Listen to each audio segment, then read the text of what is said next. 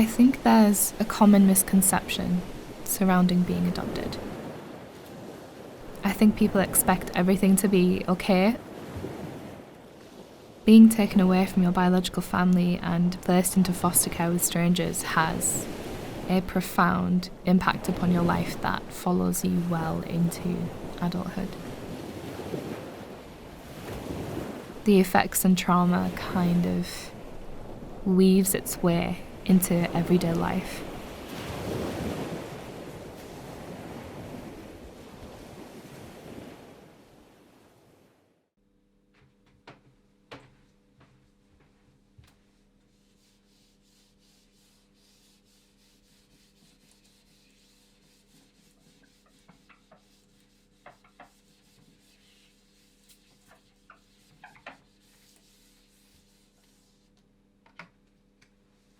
I was a few weeks past turning 2 years old when me, my brother, and sister were placed into foster care. We stayed with those foster parents until I was around 5 years old.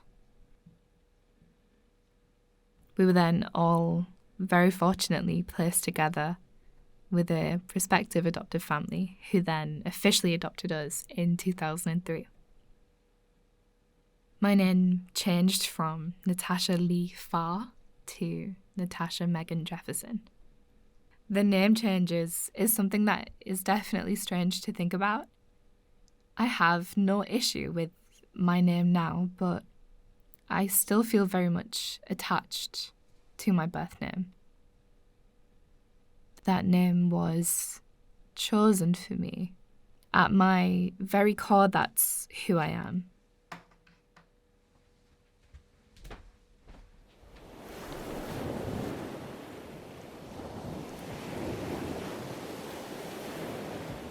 I only have a few images of her. I don't know who this woman is, but I recognize her on some level. My memories of her are completely associated with her hair. She has the exact same insane hair that I do. And that's how I identified with her. I was so happy to have the same hair as my mother. But in these images, her hair is blonde, and I don't know her. But I would wonder about her. Does she have the same green eyes as me? Does her nose get bigger when she smiles like mine does? Does she want to travel the world like I do? Does she like the same music as me?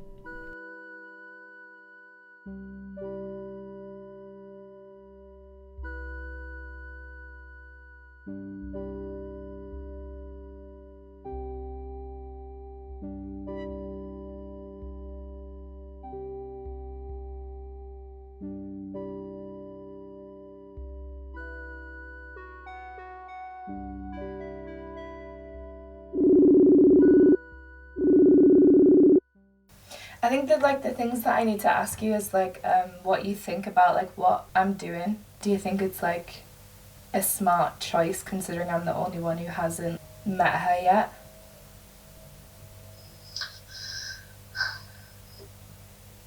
Yeah and no, but only because I've met her before. It's just weird because I get it, I want to meet her again now that I'm a bit older. It's just how she is. She's not like I've said to you before, she's not like a man as such. It's like the roles are reversed because yeah, she hasn't had that experience. Obviously we went into foster care when we were younger and she hasn't lived through all of that. So yeah, it's weird. It is and it isn't, because it'd be good to see her so that you can experience that and understand why maybe I pushed back on it a bit years ago after I was met her.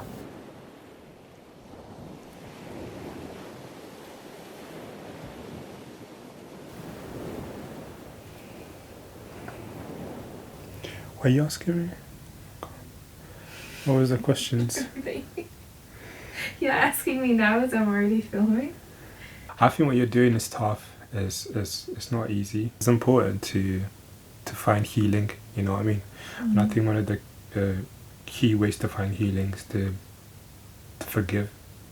Regardless whether you find your biological mum or not, I think for you, you're gonna find that healing moment throughout this documentary. And I think it'll be perfect if you met her, so you can either say to her and say I forgive you, or say it within yourself and say, you know what, I'm gonna move on.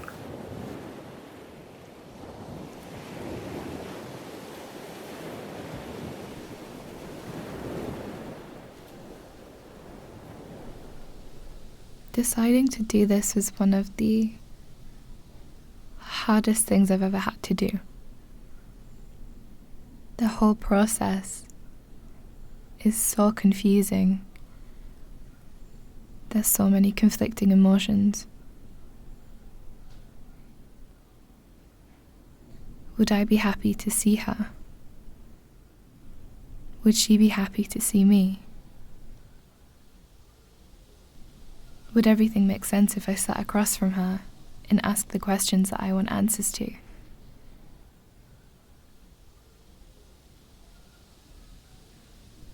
Or would it bring up negative emotions? Would she be upset?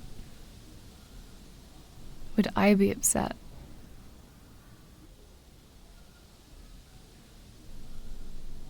Would the process be no longer worth it?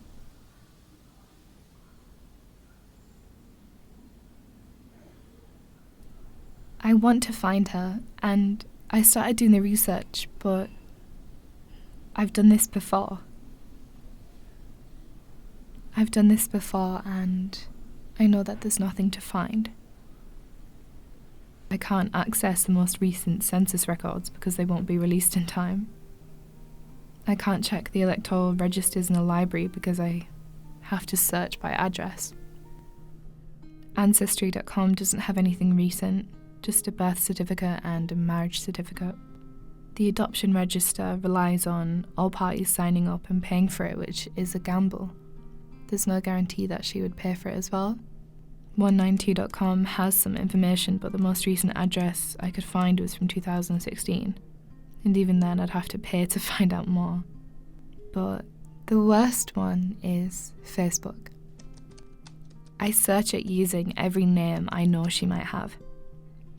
The surname of the man she married when I was younger, her maiden name, even my biological surname. But I can never find anything. I click on every single one and there's nothing. I posted in a group for people trying to find their biological parents, asking for advice on how to find her. And someone in the group offered to help. They're a searcher, and they've helped other people in the group find their family as well. But when he offered to help, I just felt anxious. Anxious at the thought of someone else finding her, and me having to confront the reality of the whole thing. The only other way that I can get in contact with her is through a man who was her boyfriend a couple of years ago. There's profiles on Facebook that I think are his, so messaging him is the only thing left that I can do.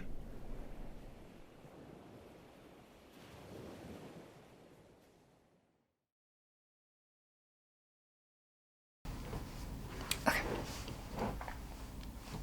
It's been about 4 weeks since I messaged her boyfriend, and I haven't heard anything from any of the profiles that I messaged. It's kind of frustrating, but I also feel quite relieved. Just going through this whole process and like doing the research and kind of really thinking about what I wanted out of this, it's just made me realise quite a lot. For example, when the searcher in the Facebook group offered to help, I I was really, really anxious. I was really scared, and that was kind of the defining moment that made me realise that I actually don't really want to do this. That doesn't stop me from wanting answers for certain things. Before I was born, everyone knew that there was like issues with my biological parents and not being able to look after my brother and sister, but they still decided to have me. Being the youngest, I kind of feel like I was maybe I was the last straw, so to speak, that made people realise, made social services realise, made my mother realise that the best option was putting us into foster care. That's something that I wanted to know, is why did she still choose to have me? Why did they still choose to have me? And I think that's something that will kind of always be in the back of my mind a little bit. But what I'm kind of understanding now is that everything that I'm feeling and have felt throughout this process is normal. I thought it was a kind of black and white situation. You either, as someone who's been adopted, you either want to find your family and have that connection, or you don't want to. I didn't think there was any kind of in between, but there completely is, and that's fine. All of this and thinking about my childhood and my past and all of that, it usually makes me feel quite down and negative, and I get quite upset. But right now I feel quite good, and I feel quite relieved. And that's all I've ever really wanted out of this whole situation.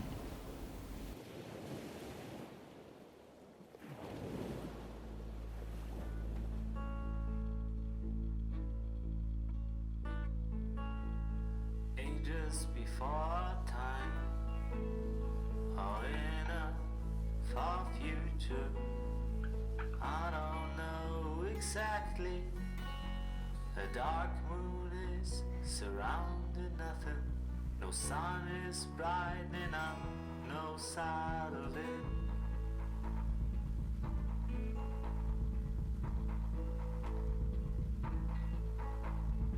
It's not even turning around itself. Just a hop noise sighing softly like an Arctic wind, or maybe the darkest shade of grey.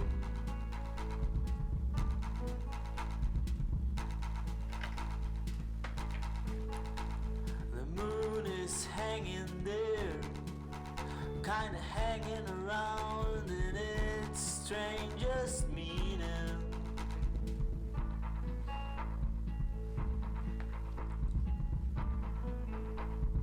Far away, a single star, or maybe not. You can hardly see